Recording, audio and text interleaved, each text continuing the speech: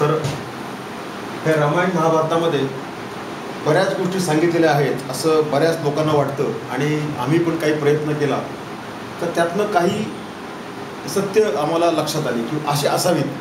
आता ह्याच्यामध्ये परत आणखी खरं खोटं कुणालाही माहिती नसतं. त्यांना काय म्हणायचं होतं त्यावेळेला, मला त्याचा अर्थ काय लागला, हे सगळ्या डिबेटच्या गोष्टी आहेत. म्हणजे these are all debatable matters. तर आता आम्ही फक्त काय करतो ह्याच्यामध्ये की प्रॅक्टिकल आस्पेक्ट घेतला आहे रामायण महाभारतातलं. आम्ही सत्य शोधण्याचा प्रयत्न करतो आहे. आता हे झालं का नाही, मी स्वतः इलेक्ट्रॉनिक इंजिनियर आहे आणि बिझनेस मॅनेजमेंट LLB केलेलं आहे. त्यामुळं मी याच्याकडं असं आपली संस्कृती ह्या दृष्टीने पाहत नाही, तर खरंच त्याच्यात काय दिलं हे आपण पाहायचा प्रयत्न करतो. तर एक तर आपण एक घेऊ, एक मला आवडलेली स्टोरी म्हणजे लवणासुराचा वध.